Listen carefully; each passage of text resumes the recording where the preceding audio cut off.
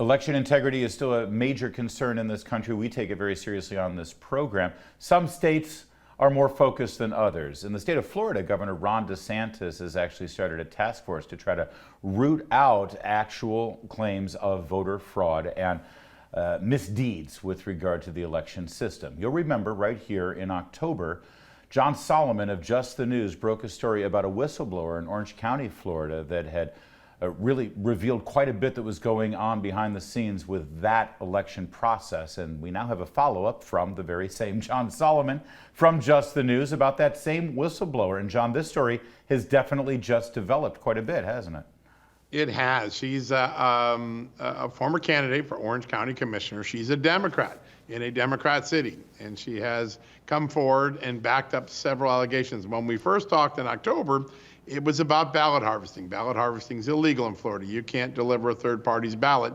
She said that was going on widespread. She even captured video and documents from one of the people who came to her home trying to harvest her ballot. She delivered that to state authorities, and that new election police that Ron DeSantis, the governor down there, created last year, opened an investigation. She is now saying that she has evidence that the voter rolls in Orange County have been left intentionally dirty, and that folks like felons and people who died are also being allowed to vote in that area, skewing the vote. Of course, both of those things would be illegal under Florida law as well. And so she continues to produce not just an allegation.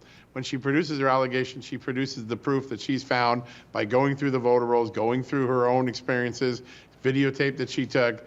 She's garnered a lot of attention in Florida, a lot of people talking about her now. Yeah. And, Florida's a pretty clean state. So when you think about other states that don't have the resources or dedication to election integrity, you can only wonder how much more widespread this may be. That's right. And this is such a frustrating news cycle that we see happen, John, where you'll have Democrats constantly claiming, well, there's hardly any incidents of voter fraud. And of course, as you know, it's because states don't do what Ron DeSantis has done. They have hardly any personnel actually looking to investigate these crimes. Yeah. The typical state, at least, right? Yeah, it definitely is. And there's another problem that I think hovers over this whole thing. Dead people and felons voting and non-citizens voting. Remember in Texas, we broke the story last year, as many as I think 12,000 non-citizens may have registered to vote or actually voted in Texas. I think they found similar in Georgia, maybe a smaller number, but similar pattern. Part of the problem is that the voter rolls in many of these states are dirty, meaning they're not cleaned as often as they should be. And part of the reason they're not cleaned, according to interviews we've done with state election officials, is there is a federal law that says if you're within 90 days of an election, you can't touch the voter rolls. Well, a lot of states have elections every 2-3 months. There's primaries, runoffs, municipal elections, federal elections. And so it basically keeps the ability to clean your voter rolls off the table because of a federal law. And a lot of people, including Brad Raffensperger, the Secretary of State in Georgia, calling for that federal law to be changed so that you can clean the voter rolls whenever you want to. It's almost like it's by design. And what'll happen is you'll get arrests like this, and then the claim will be, well, it's not enough to make a difference. Like first you said it didn't happen, but we know you're not looking. Then when somebody's looking, they find people who do this, and then they say it's not enough to have made a difference. At what point, John Solomon, will the Republican governors, at the very least, take this seriously? I was sitting next to you for the President Trump's speech on Saturday at CPAC. One of the biggest applause lines was when he said very simply, voter ID, paper ballots, and you only vote on election day. It's a very simple message, and if every Republican governor did it, we'd have a much more solid system.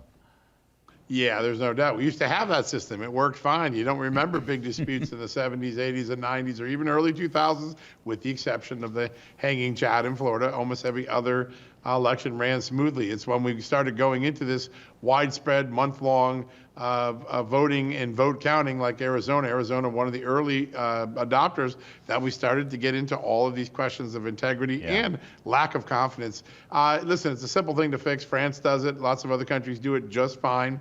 But first, Republicans have to gain control of these states. They got to gain control in Arizona. They got to gain control in Wisconsin, gain control in Michigan, Pennsylvania.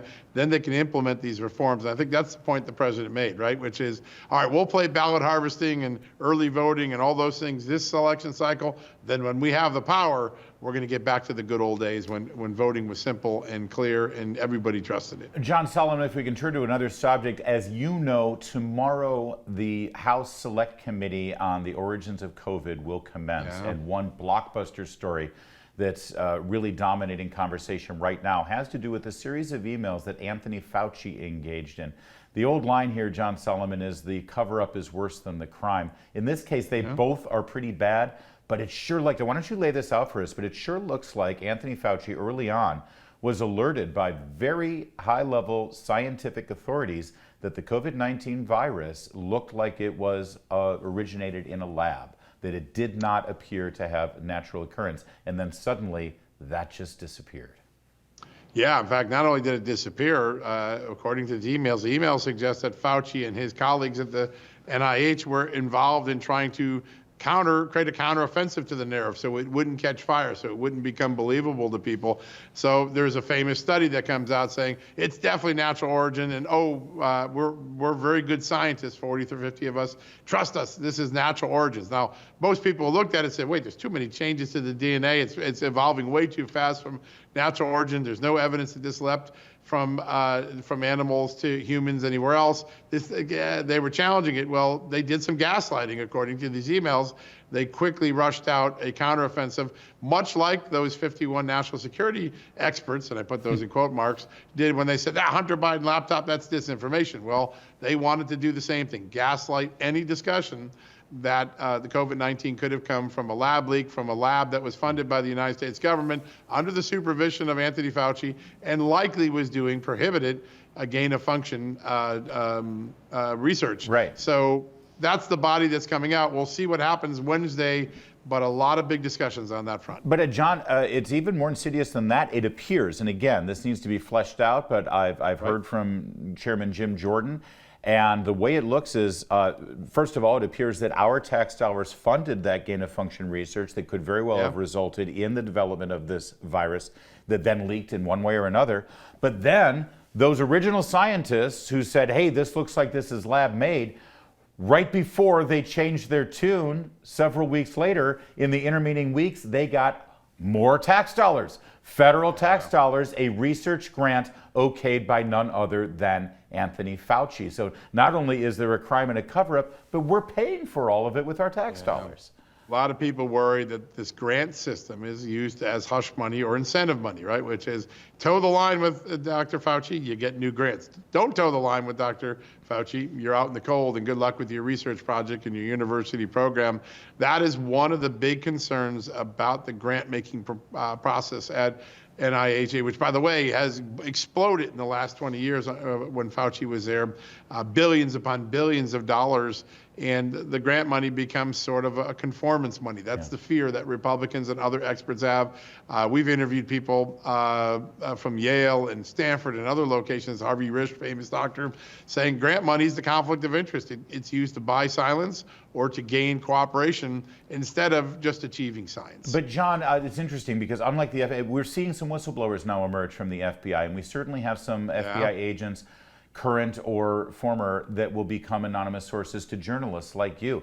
Seems to be pretty tight over there in the world of science and medicine. No one wants to blow the whistle. No one wants to talk. Yeah, well, listen, I think there's a large number of scientists who did actually come out together as a group. They all jumped in at once. They did the Great Barrington Declaration.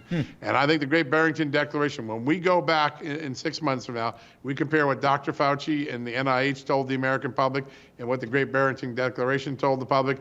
The Great Barrington Declaration is most likely going to be deemed far more credible, far more accurate, far more public health oriented than the line that Dr. Fauci gave us. Now, what's interesting is that Great Barrington Group has now started another project, and its project is to try to reform science so that we don't do the same thing the next time a pandemic or public health crisis occurs. So they're beginning the process of trying to get rid of the conflicts of interest in science, get more voices into it, put more control back down between the doctor-patient relationship with Dr. Fauci stole from, right? Doctors couldn't do anything they wanted. Dr. Fauci said, you do this or you're out. They're trying to restore some of those things. So the Great Barrington Declaration started a much larger health our science, medical science reform project, I'd keep an eye on that. That could be one of the big solutions that comes out of this farcical moment that we had in American history. Great stuff. These are great investigations that are going on right now, and well, you read about all of these investigations first in John Solomon's Just the News.